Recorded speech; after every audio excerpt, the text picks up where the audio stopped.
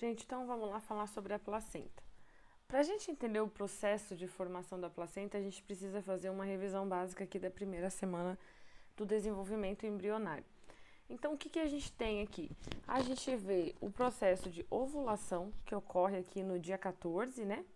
Então, o ovocito ele é liberado, ele é fecundado aqui na região da ampola e ele começa, então, o processo de clivagem, né? O zigoto vai começar o processo de clivagem. Então, ele vai tendo os estágios de células, sempre crescimento exponencial, né? 2, 4, 8, 16 e assim por diante. E aí, quando ele chega nesse estágio de 16 células, ele é chamado de mórula, né? Esse zigoto. E depois ele começa a acumular um líquido dentro e criar uma cavidade chamada blastocele, e essa célula é o blastocisto. E é nesse estágio celular, então, que ocorre a implantação do endométrio. Então, uma perguntinha bem clássica, né? Em que estágio celular ocorre a implantação do endométrio, que é a anidação? É o blastocisto. E o blastocisto, então, ele vai ter essa massa de células aqui, que a gente chama de massa celular interna, e a gente tem essa massa por fora aqui, que é a massa celular externa. Esse processo de inidação ele vai começar no 6º dia. Essa massa de células internas a gente chama de embrioblasto. É ela que vai dar origem então ao embrião propriamente dito. E essa massa externa a gente chama de trofoblasto, essa capinha de células externas. E é esse trofoblasto que a gente vai ver então, que vai dar origem à placenta. Então percebam que no 6º dia começa o processo aqui de implantação. E ele vai estar completamente inserido aqui no endométrio no dia 11, né? Então ele começa no dia 6 até o dia 11 ali, ele vai estar bem implantado. Então, se a gente for olhar, ocorre 6 dias após a ovulação, né? 6 dias após a ovulação. Se a ovulação então ocorre no dia 14, lá no dia 20 a gente vai ter já esse blastocisto implantando, certo? E aí, a partir dessa estrutura externa, então, que é o trofoblasto, gravem bem, que vai originar a placenta, que é o que a gente vai estudar. E aí, a placenta, ela vai ter uma composição tanto materna quanto fetal. Então, aquela célula ali, né, aquelas células que vão originar o embrião vão ter uma parte na participação aqui na formação da placenta, e o tecido materno aqui no endométrio vai formar uma outra parte da placenta, certo? Então, placenta, né, local básico das trocas de nutrientes e gases entre a mãe e o filho. Ela serve para trazer nutrientes da mãe para o filho e as excretas do bebê, o CO2 principalmente, levar do sangue fetal para o materno, para daí a mãe excretar pelo bebê esses dejetos, né? Ela tem uma forma discoide, que do grego placus significa bolo chato, por isso o nome placenta. E a gente comentou, então, é um sistema de transporte de nutrientes. E ela vai crescer até a 18ª semana de gestação, então, onde a gente vai ter uma placenta mais madura. Então, a porção fetal da placenta a gente chama de saco coriônico, né, que é o córion. A gente vai ver ali as partes do córion. Então, a porção fetal ela é composta pelo córion. E a porção materna é o endométrio. E esse endométrio a gente vai ver que por ele transformar, né, as células do endométrio elas sofrem transformações, ela vai ser chamada de decídua basal. A gente vai ver bem certinho. E nesse córion a gente vai ver que ele é composto por essas 3 estruturas, por esses 3 tecidos, né? O mesoderma extraembrionário, que a gente vai comentar, o citotrofoblasto e o sincítio trofoblasto. Então, esses três grupos de células, né, eles vão formar o que a gente chama de córion, que é a porção fetal da placenta. E a parte materna é uma parte ali do endométrio, a capa funcional lá do endométrio, que aquelas células elas sofrem transformações e a gente começa a chamar elas de decídua basal. Então, na formação da placenta, a gente vai ter algumas etapas, né? O que tem que gravar aqui? Que primeiro, aquele trofoblasto, ele vai começar a penetrar dentro do endométrio. A gente vai ver algumas fotinhas ali, vai ficar mais claro. Depois, aqui nesse dia 9, é muito importante, começa a formar lacunas. Então, aquele tecido, ele começa a penetrar lá no endométrio da mãe e ele começa a cavar uns buraquinhos lá dentro, que formam as lacunas. E é nessas lacunas que futuramente vai formar os vasos sanguíneos do bebê e tal, para poder ter essa troca. E aí, a partir do 13º dia, então, que vai formando as velocidades propriamente dito, e a gente vai ver daí esses estágios de velocidade primária, secundária e terciária. Então, gravem bem que no dia 9 ali, ó, implantou no dia 6, no dia 9, o trofoblasto já vai estar penetrando ali, formando essas lacunas. A gente vai ver na fotinho ali depois. E por que o nome da parte materna é chamado de decídua? Decídua, né, vem do latim decidus, que é algo que se desprende.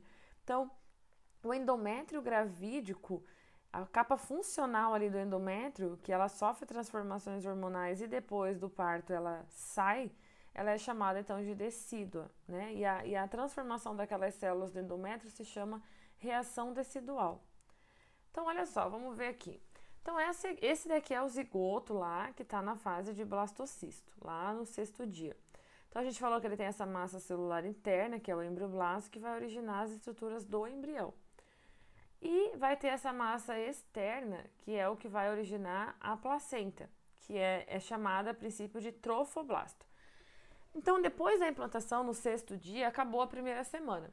Aí, no início da 2ª semana, a gente vai ter essas transformações aqui.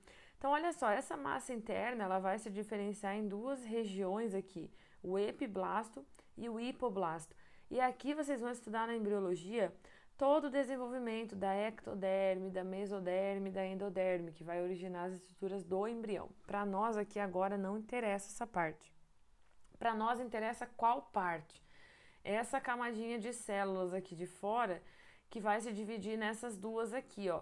Uma mais interna chamada citotrofoblasto e essa mais roxa escura aqui, que é o sincítio trofoblasto. E olha o que o sincítio trofoblasto ele faz, então. Aqui está a parede do útero da mãe, certo? Essa célula, ela começa a penetrar aqui dentro, né? Esse zigoto, ele penetrou aqui o blastocisto. E percebam que o trofoblasto aqui de fora, ó, ele começou a penetrar aqui, escavar mesmo o endométrio aqui da mãe. Ele vai corroendo esse endométrio e penetrando. Lembra do período lacunar no dia 9? Olha aqui. No dia 9, começa a abrir esses buracos aqui no tecido da mãe. E como aqui tem vasos sanguíneos maternos, esses vasos sanguíneos começam a extravasar dentro dessa lacuna. Então, percebam que dentro dessas lacunas, eu já tenho vasos sanguíneos maternos aqui extravasando para dentro dessa lacuna, certo? Então, a gente tem na 2ª semana a divisão do trofoblasto numa parte mais interna, que é o citotrofoblasto, e numa parte mais externa, que é o sincítio trofoblasto. E aquele embrioblasto também vai se dividir em duas partes, o hipoblasto e o epiblasto. E essas estruturas vão originar as estruturas do embrião propriamente dito. Essa cavidade aqui que vai se formando é a cavidade vitelina. Mais tarde vai originar as estruturas do sistema digestivo. E essa cavidade aqui de cima a gente vai falar um pouquinho sobre ela, porque vai ser a cavidade amniótica, que é onde que fica o líquido amniótico, né? Então, seguindo. Aqui tem um vídeo e ele vai mostrar como que ele vai implantando para vocês terem uma noção. Então, preste atenção no vídeo que vocês vão ver o sincítio trofoblasto penetrando, formando as lacunas. Bem interessante.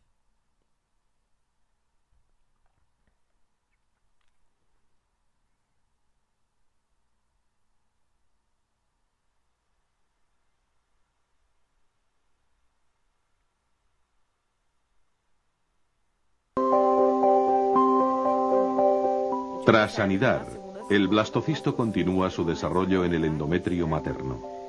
Veremos ahora el motivo por el que el blastocisto se había diferenciado en una capa externa llamada trofoblasto y una interna denominada embrioblasto.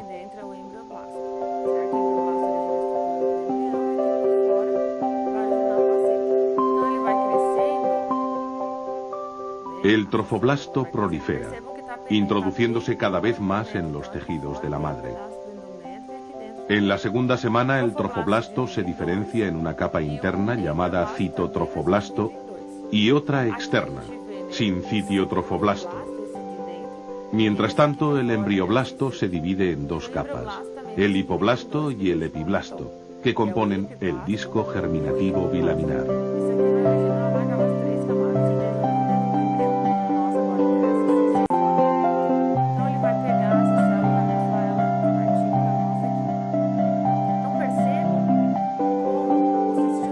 Por su parte, las capas externas proliferan rápidamente entre los tejidos de la madre, desarrollando el trofoblasto. Este rápido crecimiento ocasiona la rotura de los vasos sanguíneos que rodean al blastocisto. La sangre de la madre acude a esas nuevas lagunas, creando un entorno muy nutritivo para el desarrollo del embrión.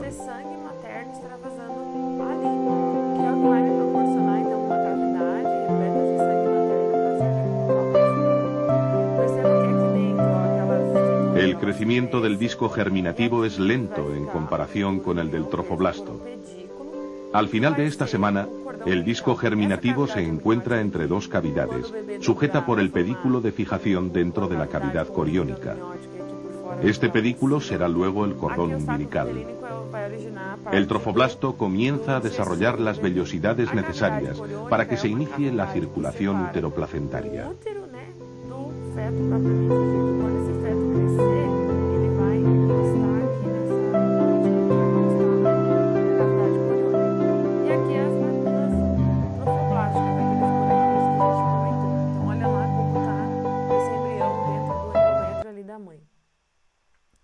Terceira semana a gente vai ter a diferenciação dos folhetos embrionários, que é a endoderme. Al final de esta tercera semana el embrión mide poco más de 1 milímetro. El trofoblasto prolifera, avanzando rápidamente, y lo que antes eran pequeñas vellosidades, ahora se convierten al proliferar y ramificarse en el corión frondoso, que dará lugar a los cotiledones placentarios. La sangre materna riega todo este sistema, necesario para alimentar el desarrollo embrionario. A partir de ahora, la madre aportará al feto los elementos nutricios y el oxígeno que necesita, retirando a su vez los desechos correspondientes.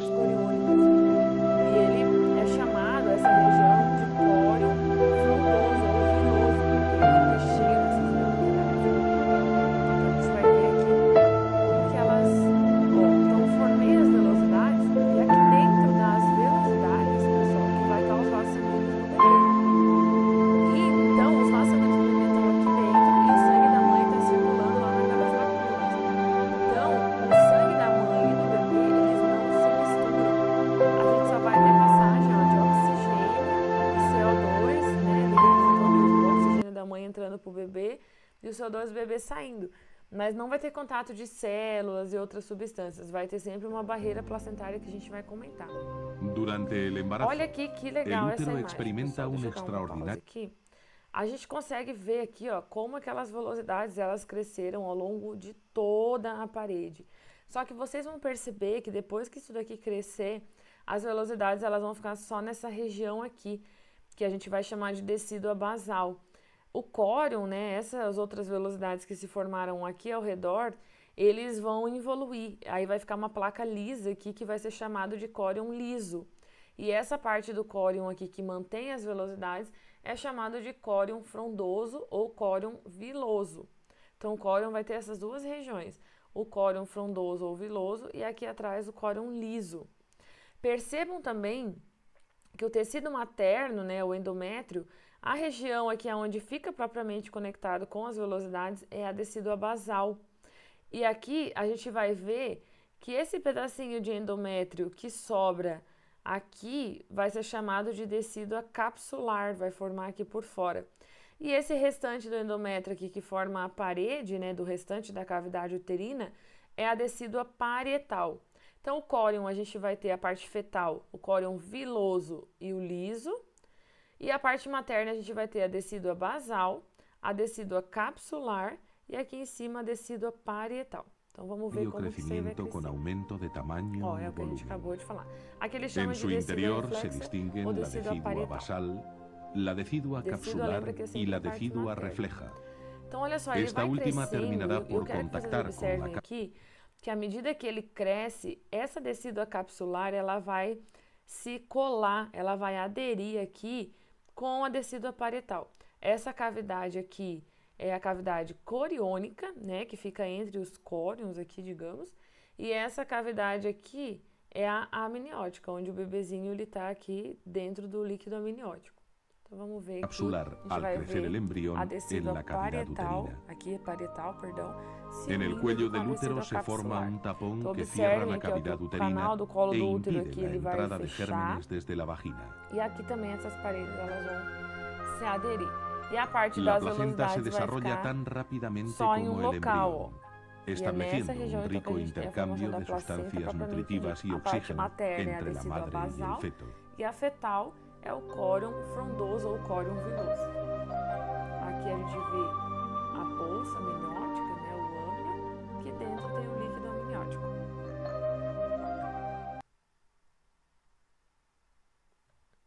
Viram que bacana? Então, vamos ver agora no desenho como aquilo tudo que a gente viu no vídeo. Então, olha só, aquele mesmo desenho que a gente viu, ó. Então, as velocidades começam a se formar primeiro ao longo de todo, né, ao redor de todo o desenvolvimento aqui, mas a gente vê que essas velocidades daqui, elas vão ficar lisas. E aí, a gente chama essa região aqui de córion liso. E a região fetal aqui, onde o sincítio trofoblasto e o citotrofoblasto mantiveram, né, as velocidades e elas crescem, é chamado de córion viloso. A parte materna, né, do endométrio, que fica conectada aqui com o córion viloso, é a decídua basal. O restante da decídua que fica aqui ao redor, que no desenho está representado, né, didaticamente em azulzinho, é a capsular, é uma parte do endométrio que fica aqui ao redor do desenvolvimento. E o restante aqui daquela parede uterina que fica aqui o endométrio é chamado de decídua parietal ou reflexa, né? E vocês viram que depois ele vai crescendo aqui, que essas duas regiões, essa parte azulzinha e essa branquinha aqui, elas se juntam. A decídua capsular e a parietal, elas se juntam, certo? Então, a gente vê claramente aqui a parte fetal e a decídua materna. Agora, a gente vai aprofundar a parte histológica mesmo, né? Então, olha só.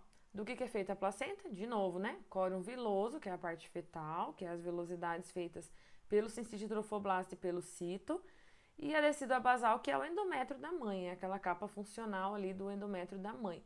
Como as células se transformaram, elas são chamadas de decíduas, células deciduais. Aqui é uma outra imagem para representar a mesma coisa, né? Aqui a gente vê bem a parte do endométrio da mãe, ó. Então, o que fica ao redor aqui é o capsular, a decídua capsular. O que fica aqui com as velocidades é a basal. E o que compõe o endométrio aqui do restante da parede uterina é a decídua parietal. E aí a gente vê que depois, ó, a capsular e a parietal, elas se unificam, ó, fica uma coisa só. E esse desenho aqui, que está representando o mais escuro, são as velocidades, a parte do córion. E aqui por dentro, ó, a bolsa, né, o âmnio, a bolsa amniótica. Lembrando que é um epitélio cúbico simples com uma camada de tecido conjuntivo, né? Aqui, a mesma fotinho. A gente vê aqui a parte das velocidades com os vasos sanguíneos do feto, aquelas lacunas lá com o tecido materno aqui circulando devido à ruptura dos vasos sanguíneos maternos. O sangue materno, ele circula aqui dentro dessas lacunas. E a gente vê aqui esse estroma, né? Esse espaço interviloso. Aqui embaixo, ó, interessante que à medida que a cavidade aqui, a estrutura fetal, ela vai crescendo, o colo uterino ele fica, né, fechado por esse tampão mucoso, e a saída desse tampão mucoso é um preditivo para o trabalho de parto, né? Aí, gente, a gente falou muito assim, beleza, né? A parte do feto é as velocidades. Só que essas velocidades, elas têm um processo de formação. Lembra lá do que a gente comentou, que era o trofoblasto, que se dividia numa parte mais interna, que era o citotrofoblasto, e uma parte mais externa, que era o sincítio? Então, baseado nessas duas camadas de células, a gente vai ter o amadurecimento dessas velocidades. E é sobre isso que a gente vai falar agora.